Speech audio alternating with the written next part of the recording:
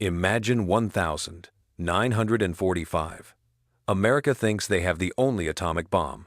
Then, U.S.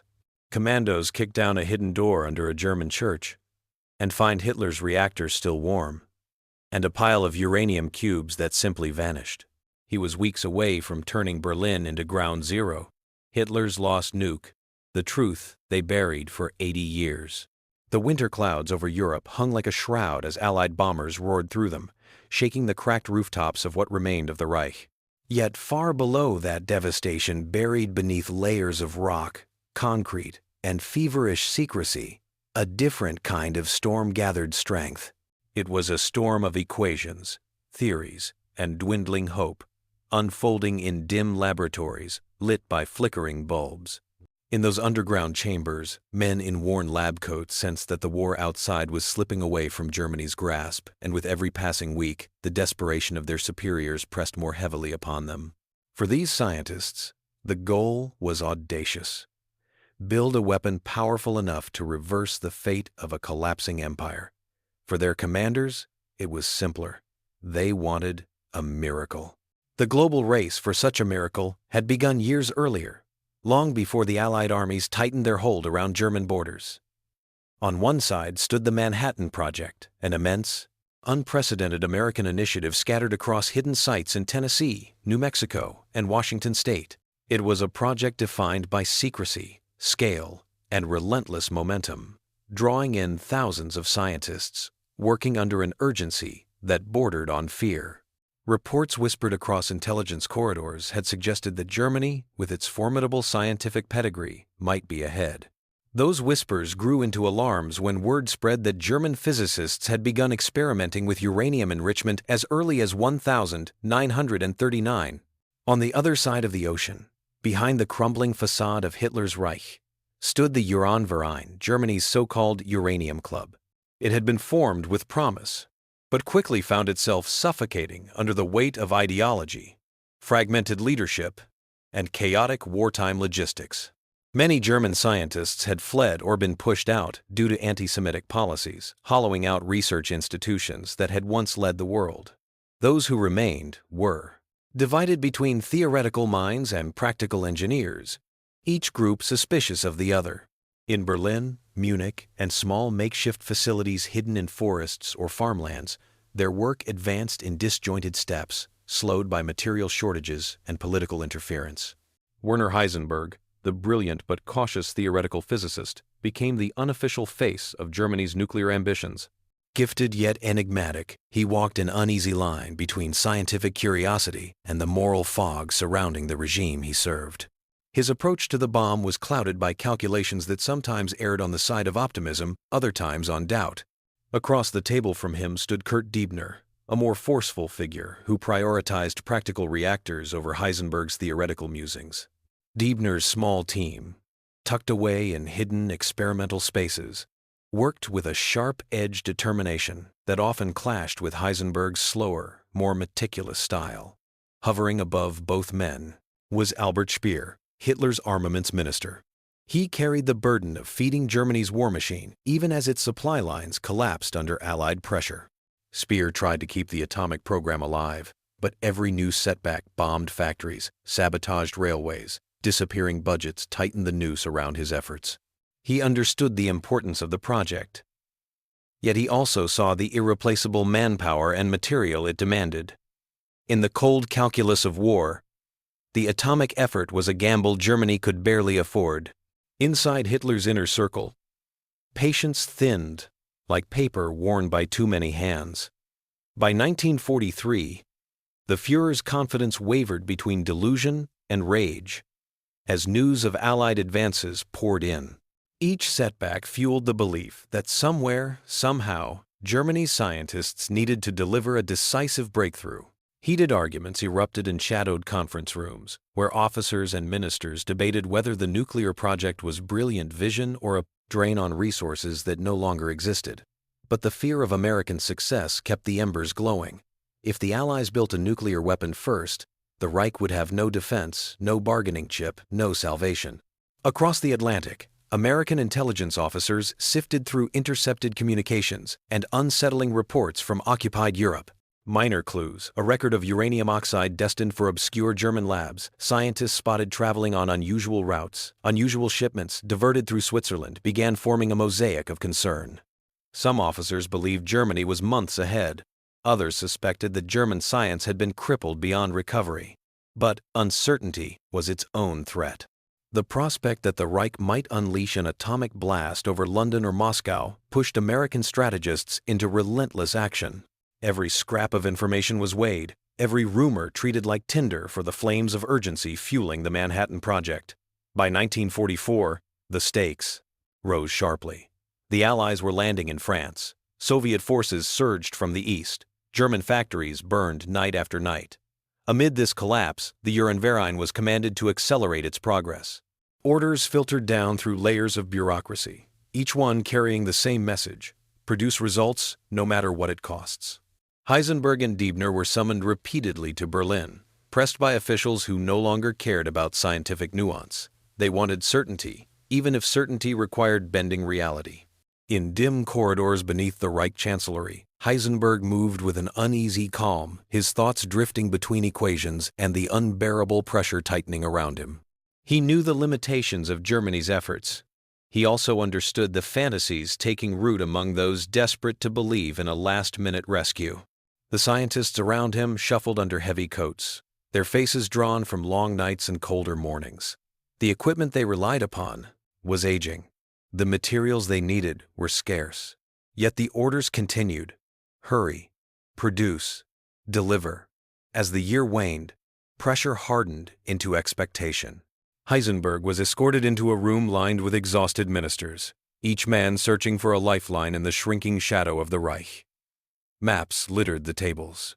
Radios whispered news of collapsing fronts. Air outside trembled with distant explosions. And still, the demand for a miracle hung in the air like smoke. Heisenberg stepped forward, knowing that truth would offer no comfort.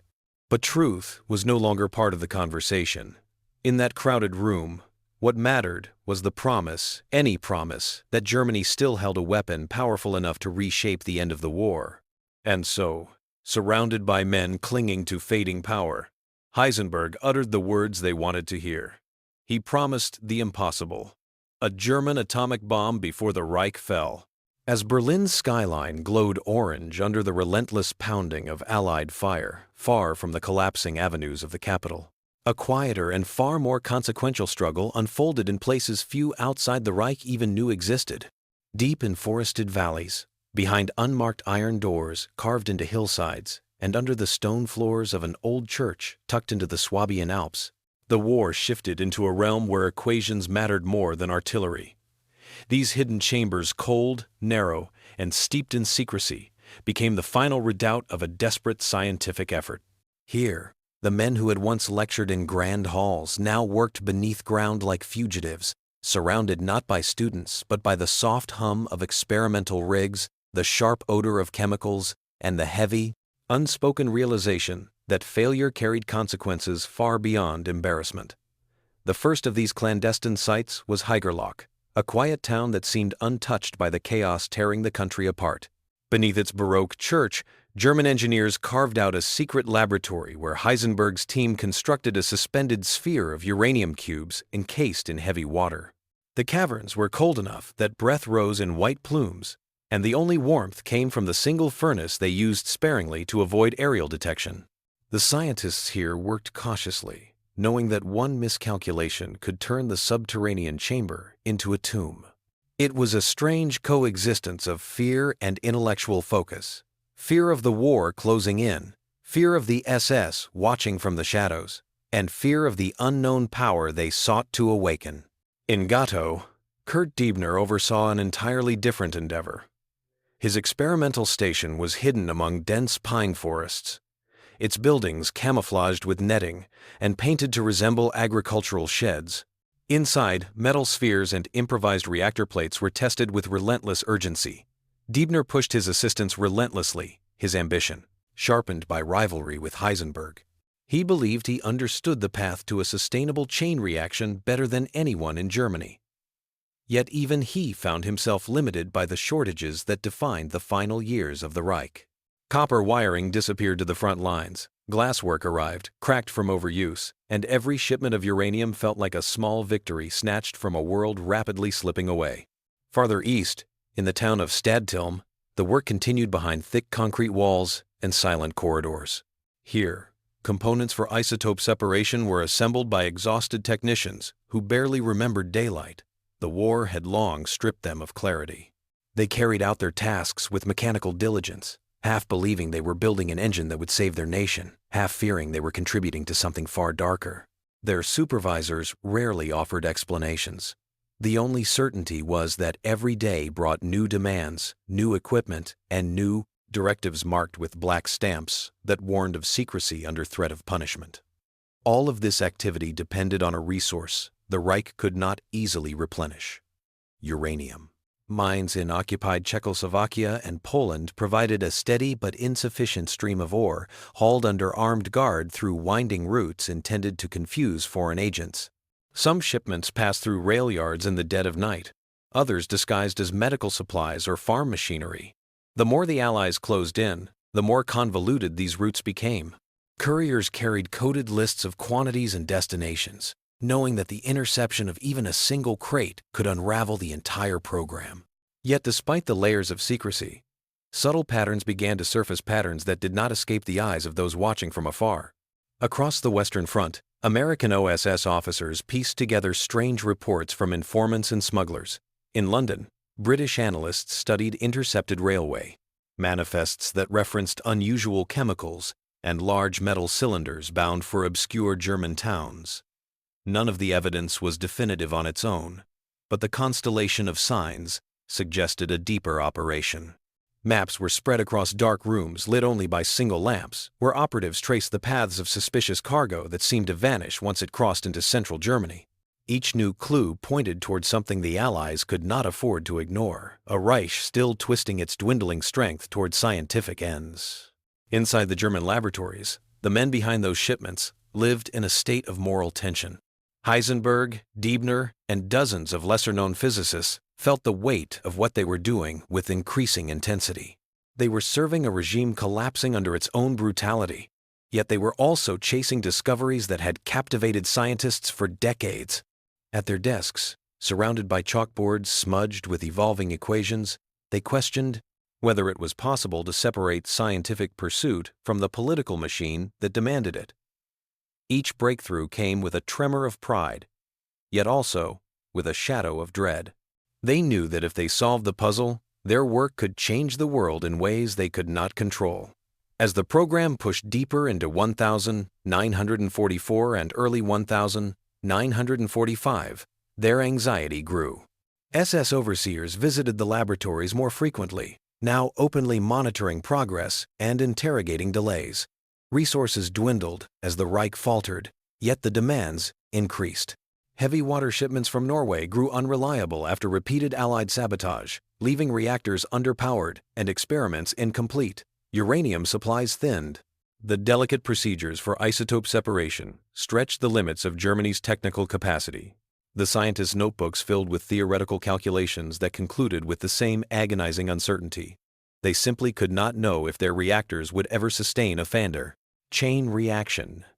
Heisenberg's theories, once regarded as the guiding light of the program, came under renewed scrutiny. His estimates for critical mass fluctuated, sometimes dramatically.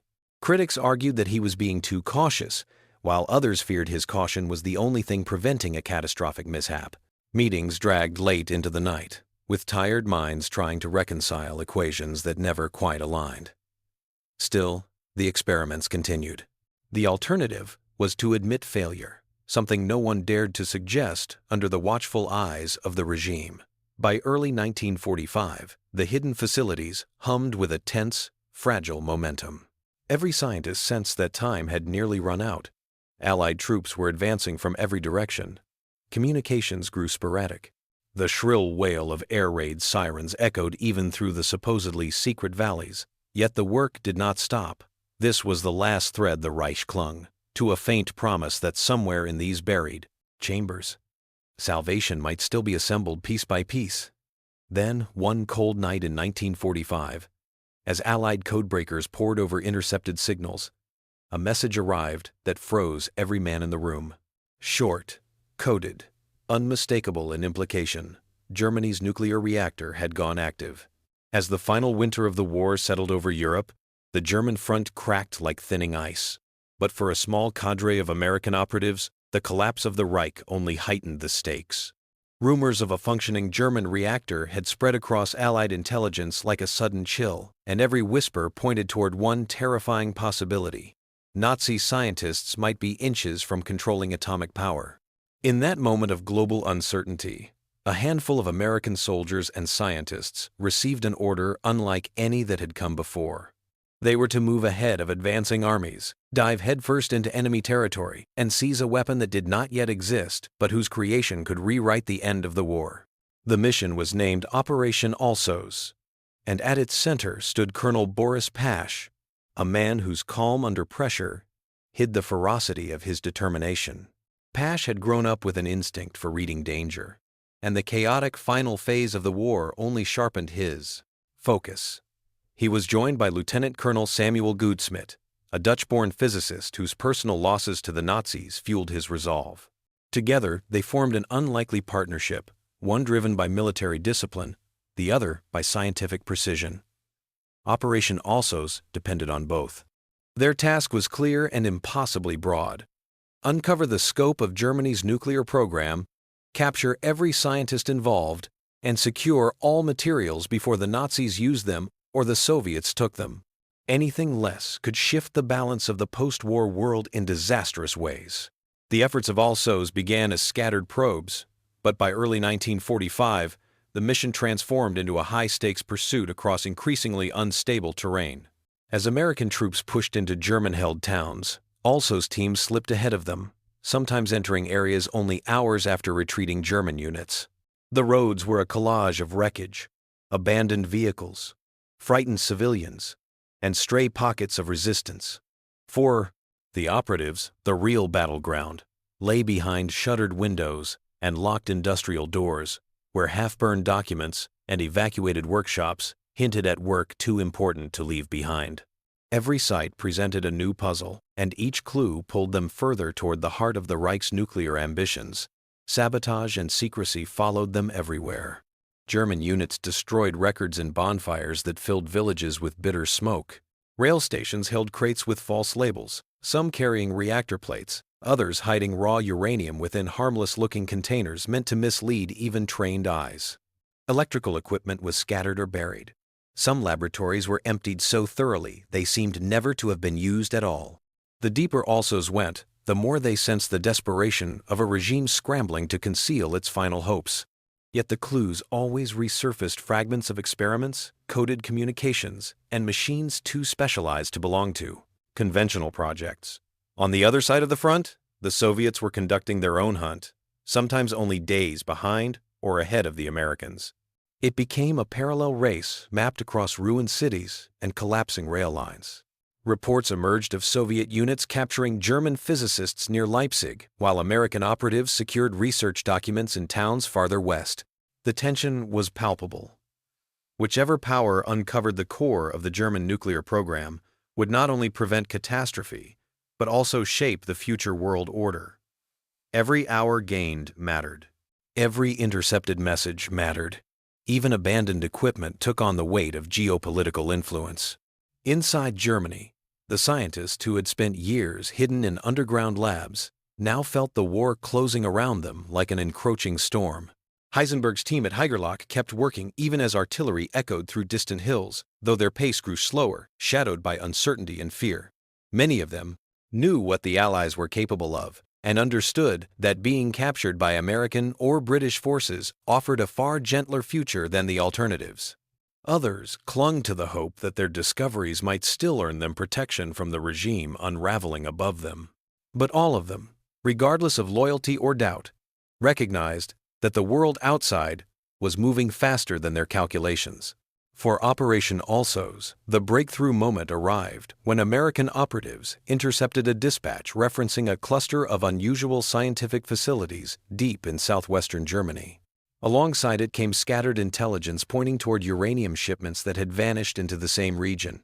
Pash and Goudsmit recognized the pattern immediately. They assembled a small team and pushed forward with a mix of urgency and caution. The roads narrowed into mountain passages, and the towns grew quieter, untouched by the direct chaos of the front, but heavy with the awareness that the war was ending. Each mile brought them closer to an answer that had evaded the Allies for years. When the Alsos convoy reached the outskirts of Haigerloch, the town appeared almost serene, modest homes, cobblestone paths, a church rising over a peaceful valley. But beneath its calm exterior, the Americans sensed what lay hidden. Locals avoided eye contact. Doors stayed shut. The church loomed not as a place of worship, but as a mask concealing something deeper. Pash ordered his team toward the slope behind the building, guided by hastily translated notes that referenced storage rooms and basements carved into the rock. The path curved downward to an entrance nearly invisible unless one knew where to look. Inside, the air shifted from crisp mountain wind to the stale chill of underground confinement. Their flashlights cut through shadows, revealing narrow corridors reinforced with wooden beams and concrete arches. The silence felt heavy, unnatural, as if the walls themselves held their breath. Goudsmit recognized the layout immediately. This was no simple storage space. Each corner held traces of scientific work. Chalk smudges on masonry, empty crates that once held delicate instruments, and metal stands arranged in purposeful patterns. The deeper they ventured, the clearer it became that they had found the core of the Nazi nuclear effort. Then, in the dim light at the far end of a cavern, they saw it. Suspended between supporting structures, partly dismantled yet unmistakably engineered, was the experimental reactor the Allies had been hunting. Its lattice of uranium cubes had been removed, but the heart of the apparatus remained. Nearby lay fragments of documentation, shards of heavy water containers, and steel equipment coated in dust.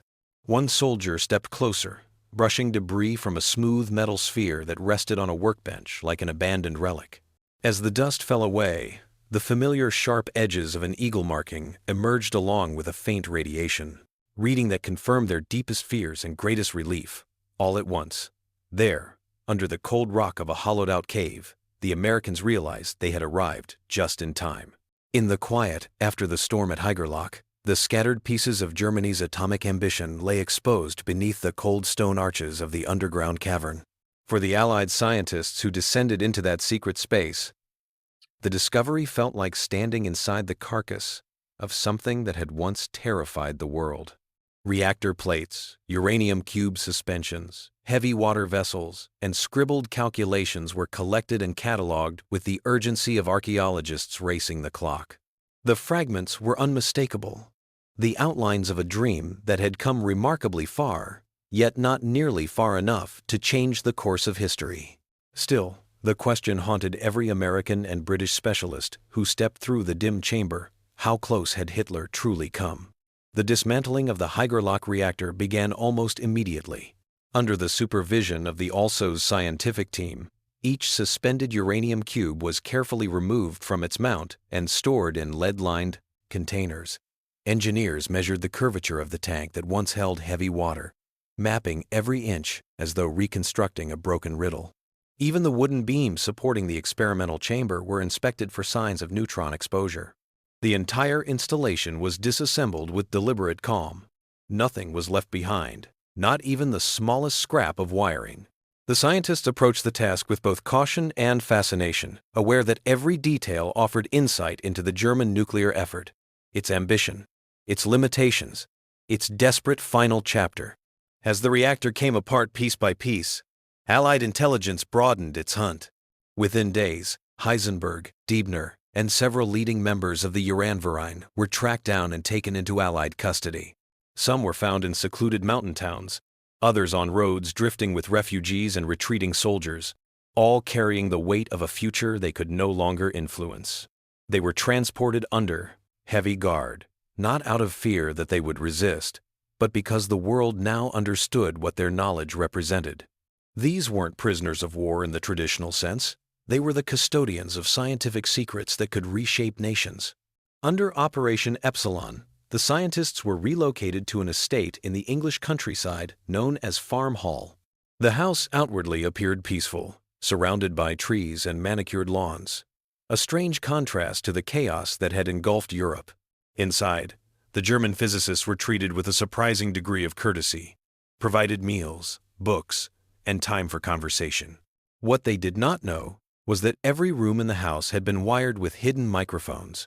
Their guards did not question them directly. Instead, the Allies wanted to hear how the scientists spoke when they believed no one was listening. At Farm Hall, the days passed uneventfully, until the 6th of August, 1945. That afternoon, the BBC broadcast drifted through the estate, carrying a report that stunned the men gathered around the radio. Hiroshima had been destroyed by a single bomb powered by atomic fission, the very reaction they had struggled to harness beneath German soil. For a long moment, the room fell silent. Then, slowly, the scientists began to speak, their voices colored with astonishment, denial, and a dawning understanding of the scale of the Manhattan Project. Some questioned the physics. Others tried to calculate the critical mass the Americans must have achieved. A few muttered fears about what the world would now become, and almost all, in some quiet corner of their thoughts, confronted the haunting truth. Had their own project been better funded, better organized, and less crippled by politics, Germany might have reached that point first. The secret recordings captured their turmoil. Heisenberg wrestled with the realization that his earlier calculations, so central to Germany's efforts, had underestimated the feasibility of a weapon. Others conceded that their fragmented approach had doomed the project long before Allied intervention. They spoke of rivalry between teams, duplication of experiments, and the absence of a unified vision. The scientists expressed a mix of relief and regret, as if discovering that a long-feared outcome had been avoided, yet at the cost of admitting their own failures. Their conversations revealed a moral reckoning unfolding in real time, each man trying to understand the line between scientific pursuit and the consequences it carried. As Allied analysts sifted through captured documents, the scale of those failures became unmistakably clear. Reports showed that funding for the Uranverein swung wildly, rising when Hitler became briefly interested, then collapsing when the war demanded more conventional weapons. Bureaucratic delays slowed everything. Requests for materials lost in paperwork, laboratory relocations dictated by political preference, and competing factions vying for control. Ideology interfered just as deeply.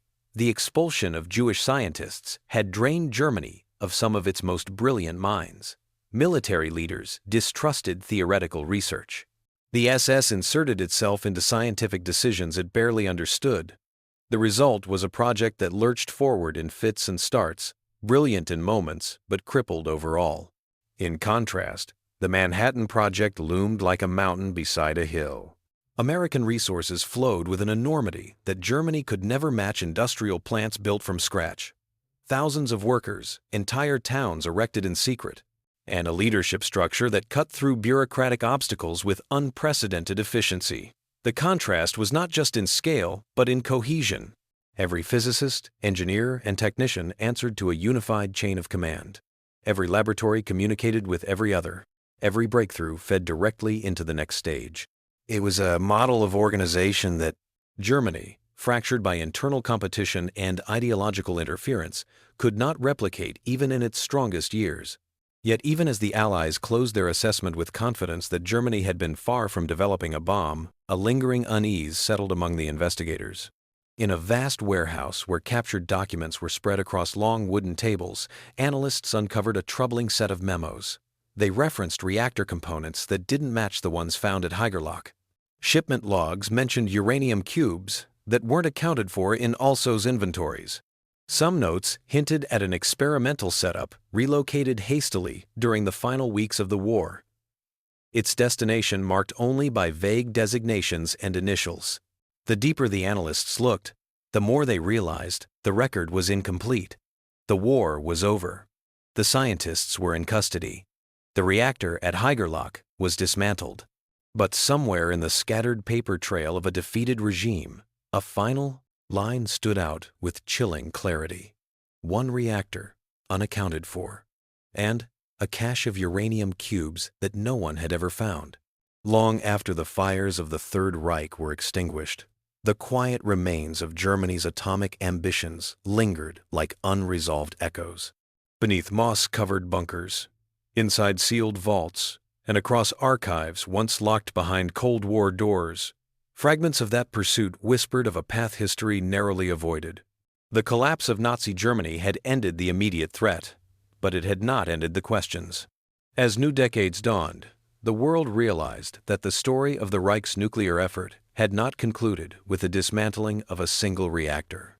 Instead, it had splintered into clues scattered across continents, each hinting at what might have been and what still remained hidden. In the aftermath of victory, Allied and Soviet intelligence agencies launched sweeping searches across the former territories of the Reich, combing through forests, tunnels, and laboratories with an urgency fueled by suspicion. The ALSO's findings had given them confidence that Germany had fallen short, yet uncertainty persisted like a shadow they could not dispel. Reports emerged of missing uranium cubes that had never been logged. Some German scientists hinted at facilities moved in the final weeks of the war, relocated to regions now deep within Soviet-controlled land. As the Cold War hardened into a global standoff, both sides feared that any overlooked material, however incomplete, might become a bargaining chip in a world already defined by nuclear tension.